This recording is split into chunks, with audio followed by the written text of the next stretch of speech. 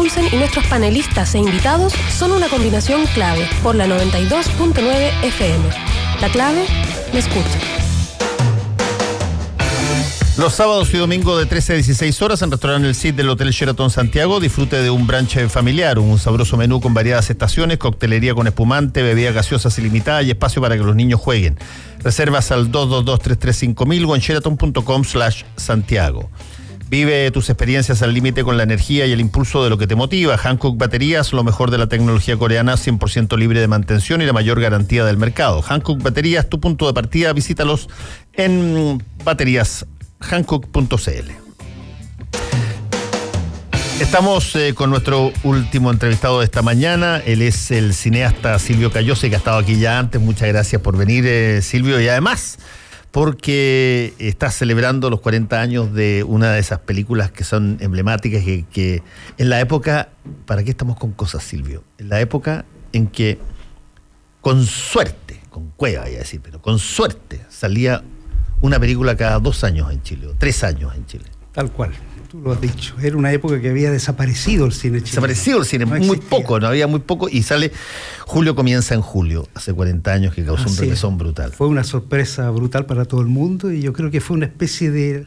Se sintió como un renacer del cine chileno. Eso es lo que pasó con esta película. Así es, así. ¿Y por qué crees tú que tuvo tanto impacto? Bueno, las personas pueden verla, porque ahora creo que la pusieron... O sea, mira, mañana es, hoy día en el Teatro Oriente, pero es con invitaciones. Sí. Es como el aniversario, el lanzamiento, que tengo que agradecer a la Fundación Providencia, ¿no es cierto?, y el Teatro Oriente, que optaron por hacer este homenaje, este aniversario a esta película que es tan emblemática, ¿no?, que cumple 40 años. Y después de esto va a seguir en la Cineteca el 30 el 30 de julio, se va a exhibir en la Cineteca Nacional, que también tengo que agradecer ahí al Centro Cultural Palacio de la Moneda con su cineteca, porque ellos se subieron al carro del aniversario de julio para hacer una exhibición de todas mis películas a lo largo de todo el mes. Ah, mira. Con charlas, etcétera. Voy a estar yo, ya estuve en una charla, va a haber otra gente también en la charla, súper entretenido. Y te estarán jubilando prematuramente. Aprovechemos que Silvio está por aquí, bueno, para que hablemos de sus películas, no hacer que no esté. No, me da susto, eso como cuando te dan el galvano antes de tiempo. No, qué horror. Bueno, no, pero Julio también va a estar, oye, en Cinearte Alameda, ya está conversado, no sé la fecha todavía, Cinearte Alameda, va a estar en Normandí, va a estar Cinearte Viña del Mar y seguramente en otras salas más. O sea, va a haber una presencia de Julio Comienza en Julio a lo largo del mes de julio. Sí, es bien interesante lo que pasó con este Julio Comienza en Julio. Yo la vi en esa época, que además ganaste montones de premios. Esa era la otra cosa que no pasaba tanto, que todavía películas que ganaran premios afuera. Te das cuenta, la película gana el Festival de Huelva en España, sí. Y eso fue un remesón también acá, porque efectivamente nadie estaba acostumbrado a que el cine chileno ganara. Era muy raro que una película ganara fuera de Chile, ¿no? Pero fue una película que, como te digo, por un lado fue una especie de renacer del cine chileno. Todo el mundo, antes de hacer la película, te digo, cuando hacíamos la película, la gente se ponía la camiseta. Mucha gente prácticamente no cobraba. Grandes actores cobraron lo que había, que era mínimo, ¿no? Te estoy hablando de Delfina Guzmán, Luis Alarcón, que sea, todo el mundo se puso la camiseta con la película porque de alguna forma había que rescatar al cine chileno. Pero encima de eso yo diría es una película que tocó el espíritu de la chilenidad. Es una película muy chilena, de raíces muy chilenas, y eso yo creo que fue una sensación de despertar del cine chileno en la chilenidad, ¿no? Ahora, Silvio Cayosi, desde Julio Comienza en Julio hasta tu última película, ¿tú adviertes una cosa que quizás después algún biógrafo tuyo te lo va a poner, pero ¿tú adviertes algún tipo de hilo común en todas ellas? Algo que es innegablemente tu sello, tú quieres poner, no te estoy hablando en términos, porque podría ser también que tú me dijeras, mira, sí, hay cierto tipo de cosas, de cierto tipo de tomas, cierto tipo de ángulos, cierto tipo de secuencias que están en mi cine. No, yo te estoy preguntando de algo de contenido. ¿Hay algo que tú hayas querido mantener en todas tus películas? Que es... Yo no diría que es algo que uno ha querido. Yo no soy partidario de decir, ok, yo quiero dar tal mensaje, quiero hacer... Porque suelen terminar siendo películas medias panfleteras las que tú te propones. Es verdad. Entonces yo dejo que salga para afuera, ¿no es cierto?, lo que de repente da vuelta en mi interior. Me dejo enamorar por un tema, por algunos personajes, por ciertas atmósferas, y ahí empezamos a elaborar, generalmente con un literato, en conjunto elaborar el guión. Entonces, claro, yo creo que efectivamente mucha gente me lo ha dicho, es igual que los pintores, hay una especie de sello, ¿no? La forma de manejar la brocha. Tienes una impronta que aunque puede ser incluso inconsciente, que la colocas siempre. Es completamente inconsciente. Yo no pienso, que mi estilo es este, entonces esta toma la tengo que hacer así. No, jamás, nunca. Es inconsciente, completamente inconsciente. Y es algo, fíjate, que la gente detecta, es muy curioso eso. ¿Así? Sabes que en el cine publicitario, que tú trabajaste mucho en eso. Mucho, y es tan básico el cine publicitario, no te puedo imaginar la cantidad de gente que me decía, este spot es tuyo. Porque en el cine publicitario yo le decía, sí, efectivamente. ¿Y cómo sabes? Muy simple, es la forma de hacer el spot publicitario. Y me decían una cosa, mucha gente me decía una característica que yo no tenía ninguna conciencia, ni la tengo, que siempre pongo ventanas y gente espiando a través de ventanas. Bueno, la luna en el espejo. La luna en el espejo. Es curioso. La ventana indiscreta, la indiscreta de Hitchcock te marcó. Y es cierto, fíjate, yo empecé, después que me decían esto, empecé a ver mi spot antiguo y efectivamente hay muchas ventanas, mucha gente que se asoma, que mira a través de algo, ¿no? Bueno, es que tus películas tienen un poco la metáfora de la ventana, pues. Es algo de que tú miras.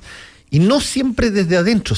La ventana tiene la característica de que tú miras de una situación, desde un lugar a otro lugar. Sí. A través de la ventana. Y puede tener incluso hasta deformaciones por el hecho que tienes que pasar por un vidrio y todo lo demás. Pero tiene un poco que ver con eso. Que mira, en el fondo lo que sale en el cine es lo que uno es. Sí. ¿No?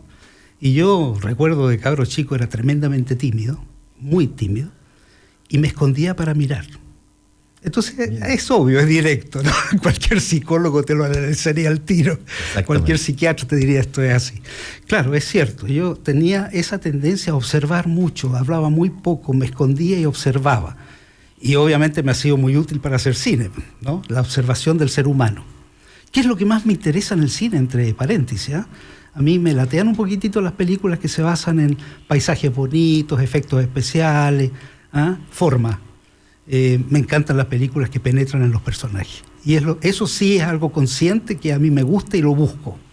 Los personajes, entrar en el ser humano. ¿Y esos personajes, Silvio Cayosi, tú los elaboras o los personajes los modificas de otros o mezclas cosas? ¿Cómo se arma un personaje de ficción en tu película? Yo creo que se va mezclando. Yo creo que uno tiene en el disco duro de la cabeza recuerdos, cosas, ¿no?, metidas adentro.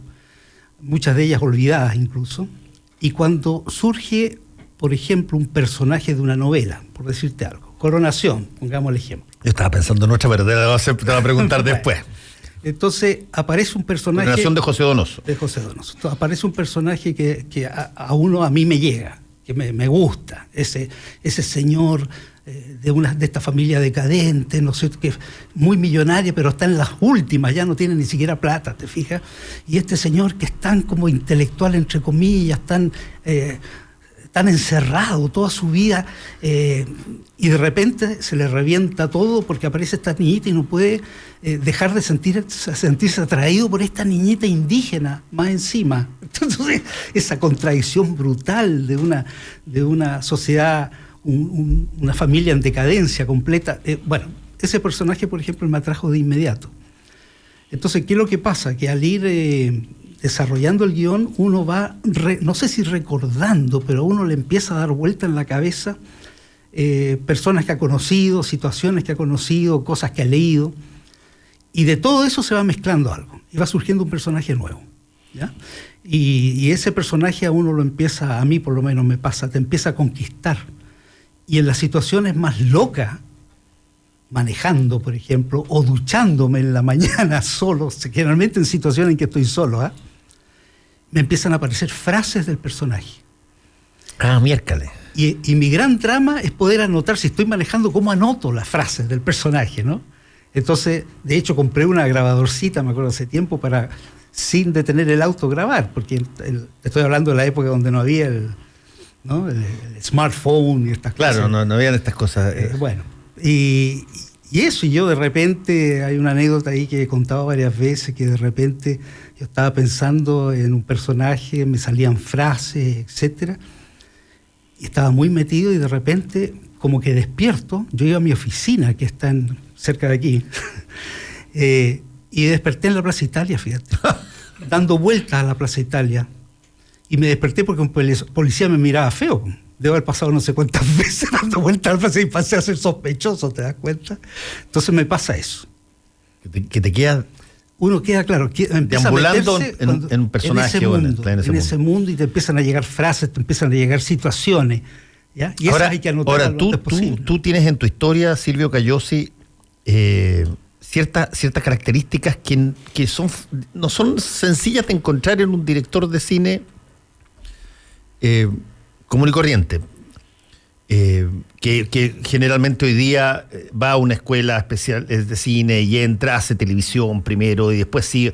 No, tú fuiste director de fotografía de películas. Sí, fuiste director de fotografía de Palomita Blanca. Claro, pero antes de eso yo estudié en Estados Unidos. Sí, fuiste a la universidad, pero te metiste primero en una cosa más, que tiene que más bien con la técnica y la estética de una película, más que con el contenido propiamente tal de los personajes. Lo hiciste con Palomita Blanca, que era una novela de Enrique Lafourcade hiper difícil de llevar al cine a mi modo de ver. A mí me encantó, y creo que a los de mi generación también.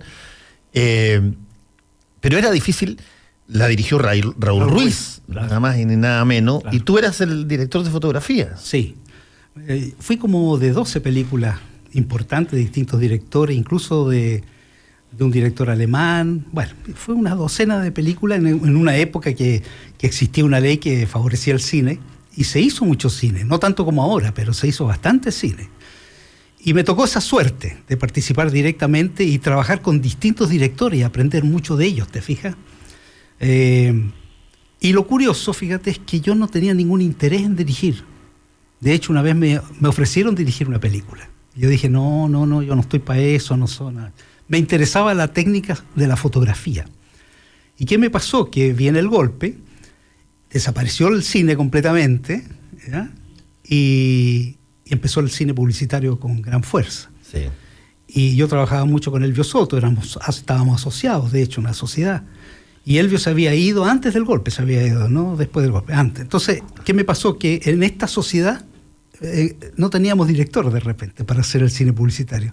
Así que de alguna forma me sentí obligado a empezar a dirigir en el cine publicitario. Y ese cine, en el cine publicitario, que es lo hicieron varios personajes que después terminaron siendo cineastas, fueron Ricardo Larraín, claro, recuerdo, claro, por ejemplo, varios más, sí. Que eran muy buenos, hicieron cine publicitario y avisos publicitarios durante la dictadura, porque era lo que les permitía sobrevivir y además tenían muy pocos recursos para hacer películas. Pero finalmente terminaron muchos de ustedes haciendo películas. Yo, por ejemplo, Julio Comienza en Julio se produjo con plata de la publicidad. O sea, haciendo mucho trabajo. ¿Financiaste tu película? Digamos. Éramos 3 los socios. Nelson Fuentes, que hizo la fotografía de Julio Comienza en Julio, Alberto Cerelli, que hizo la producción de Julio Comienza en Julio, y yo. Y los 3 hacíamos mucho cine publicitario, nos iba muy, muy bien. Pero plata que ganábamos, vamos invirtiéndola en equipo y en guardarla para una posible película. Así parte la idea de Julio. Oye, ahora, esta típica trivia insoportable que yo no me resisto a preguntar. ¿Cuál es, a tu juicio, tu mejor spot? Ay, bueno, hay varios ahí conocidos. ¿Eh? ¿Tú hiciste el de Tritón? No. Arnaldo Balseschi, entiendo. Balseschi lo hizo. Balseschi hizo Tritón, sí. No, yo hice, a pesar de que creo que hice uno de esos, muy al principio, creo que hice uno, pero el sello de Tritón es Balseschi, hasta donde yo sé. ¿Cuál es tu tu spot, el que tú dirías, mira? Yo diría, mira, de los que hay varios que crearon hitos, ¿eh? Y no solo hitos, fíjate que crearon frases que se usan hasta el día de hoy. ¿Eh? Bueno, obviamente si camino no hablar, partamos con eso. Ser indio pero no tonto, esa te causó más esa la pudiste haber dicho en esa época, pero hoy día no podría haber hecho ese spot. Imposible, bueno, hoy día me habrían colgado en la plaza pública, claro. Pero frases como tengo susto, frases como tú siempre puedes, mamá, siempre puedes, ¿no? Es curioso cómo la publicidad empieza a meter y a dejar frases, ¿eh? En la gente. Mira los años que han pasado y la gente sigue usando de repente esta frase. A ver, yo diría que todos esos spots que te mencioné un poquito con estas frases fueron importantes, pero hay uno que yo creo que fue para mí, ¿eh?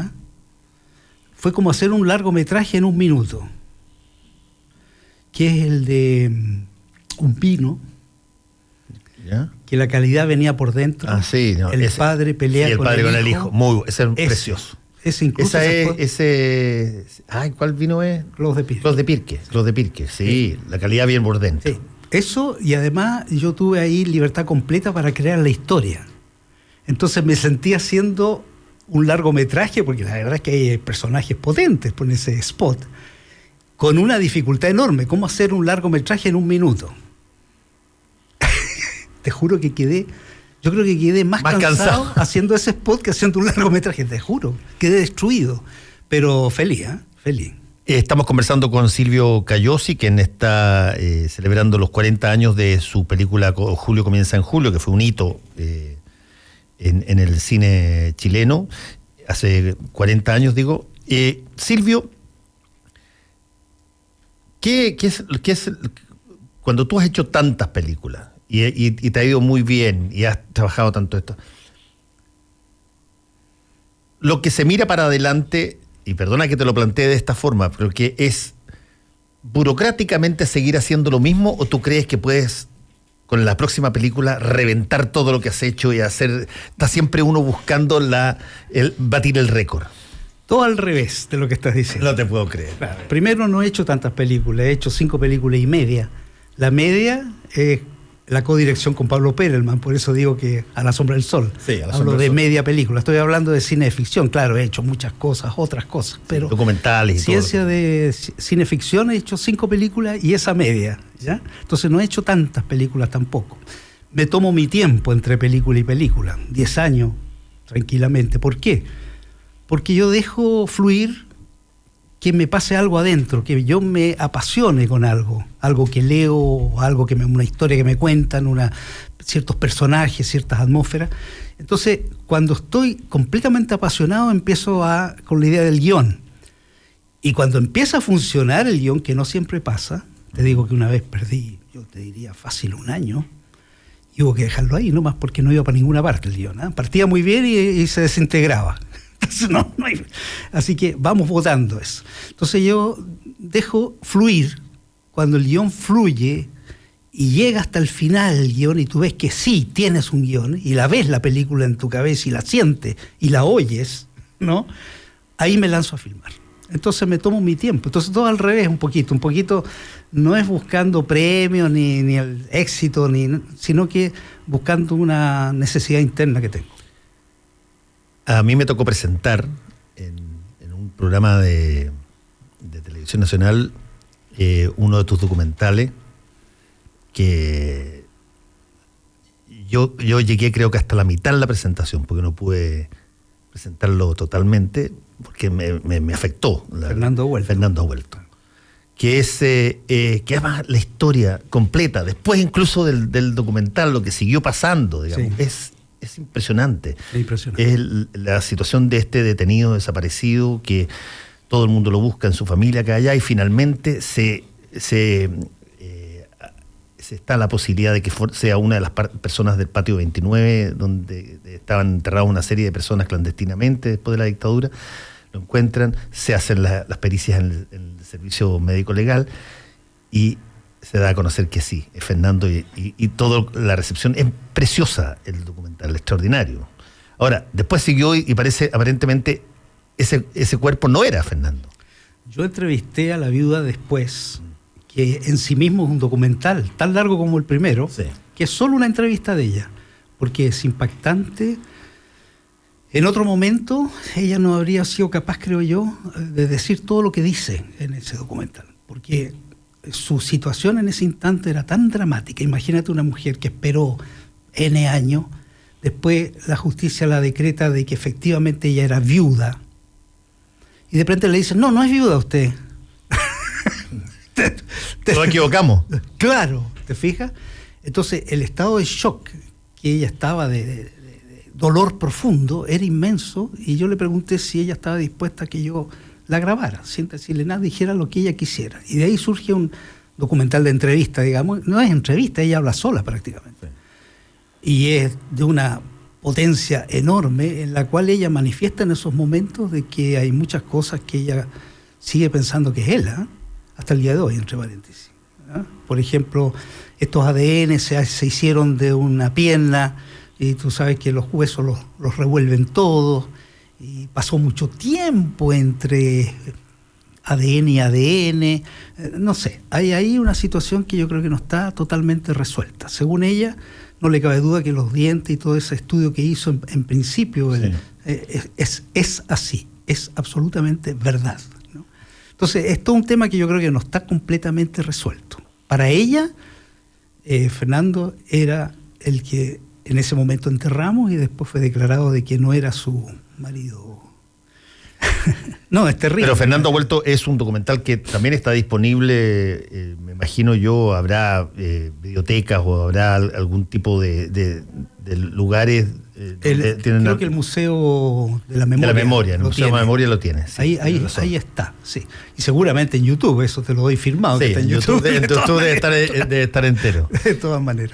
¿Qué sigue, Silvio Cayosi? Un poquitito. Tú acabas de terminar, terminaste una película, conversamos hace algún tiempo, que es tu última película. Después la presentaste en Montreal. En Montreal. Gana Montreal, que es un festival clase A. Exacto. Y después he estado viajando 1 año y medio en distintos festivales. Ha ganado una docena de premios la película. No, ha sido, pero he ido a China 3 veces con esta película. No, o sea, 2 veces con esta película y una como jurado. Me invitaron como jurado del Festival Internacional de Beijing, que junto con el de Beijing... se me olvidó la otra ciudad grande. Son los 2 festivales más importantes. Shanghái. Son los 2 festivales más grandes de Asia, estos 2. No te puedes imaginar. ¿Estamos hablando hoy de Pronto al Amanecer? Claro. Y de Pronto al Amanecer se exhibe como función de gala en ese festival porque ganó Montreal. Ajá. Entonces el Festival de Beijing exhibe películas, algunas de las que son premiadas en Montreal, y eligieron esta película para exhibirlas allá. Entonces ahí fui invitado a ir para allá.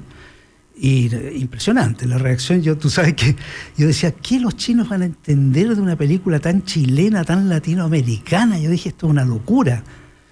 Me llevé la gratísima sorpresa que la entendieron mejor, te juro. Te juro que era una cosa impresionante, las preguntas, el interés que había por la película de los chinos. Así, ¿eh? Impresionante. Y llena la sala. Bueno, como creó relevancia la película, entonces al año siguiente me invitaron como jurado del festival. Y el festival es una cosa gigantesca. Yo creo que gastan más plata que el Oscar, eso te lo doy firmado. Impresionante, yo me quedé impactado. ¿Y es un festival en varias categorías, tal cual como...? Sí, claro, es un tremendo festival.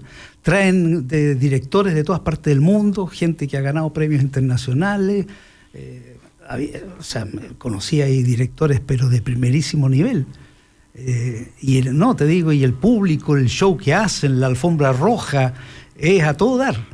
Déjame hacerte una última pregunta, que se nos está acabando el tiempo, Silvio, sobre un factor que probablemente amenaza más a la selección chilena de fútbol que al cine, pero que es la renovación, que es, de los caciques, los grandes nombres del cine chileno, entre los cuales te cuentas tú, a algunos que están apareciendo, qué sé yo, Lebastán Lilio y varios más, los Larraín, en fin. ¿Cómo ves tú esa renovación del cine chileno hoy día, donde hay muchas más películas puestas al año o cada 2 años que antes? A ver, yo lo que he podido conversar con gente joven, sobre todo con gente que todavía no se gradúa, fíjate. Yo estoy muy optimista, sobre todo con la generación que viene, que se empieza a graduar ahora, me parece una generación notable, una generación con unas ganas, primero de aprender lo que se hizo, al revés de otra generación que hubo que no estoy ni ahí, claro. Ya. No, esta es al contrario. Ellos tienen una ansiedad de aprender qué se ha hecho para hacerlo mejor. Y eso me parece notable. Y los veo con unas ganas y un talento muy, muy grande. Y esto yo pensé que era una idea mía nomás y empecé a darme cuenta que incluso profesores me decían lo mismo, que había habido un cambio. Así que yo creo que esta generación que se está graduando ahora va a dar muchísimo que hablar. Ahora, el problema que van a tener y que están teniendo los jóvenes realizadores de cine, todos los cineastas, es que hoy día tenemos mucho menos acceso a las pantallas que antes. Curioso, ¿eh? Porque uno dice, pero ¿cómo? La tecnología, ¿te acuerdas? Hay muchas más mecanismos de salida. Hay una especie, antes, te digo, hay una especie de colusión internacional. Yo pensaba que era en Chile. No, ahora yo he viajado y me doy cuenta que en todas partes lo mismo. En cómo esconder películas que no son de lo que llaman mainstream. ¿Ya? Las películas que deciden, un grupito pequeño decide, son las películas que la gente tiene que ver. Esa es la sensación que me da. Porque repiten esas nomás, ese grupo. Y el resto no existe. Antes recibíamos películas de Europa, películas de Latinoamérica, películas de todas partes. Hasta rusas recibíamos, ¿te acuerdas? Sí. Bueno, hoy día cero. Y eso mismo está pasando con nuestro cine, dentro de Chile. O sea, es insólito que tengamos una ley que es buena para producir. De hecho, estamos produciendo 40 películas al año. ¿Cuántas películas se dan a conocer de las 40? ¿2? Las que ganen algo en algún lado, que sirvan para la noticia, está lleno, ¿no?, de películas que han ganado premios en todas partes y no se conocen.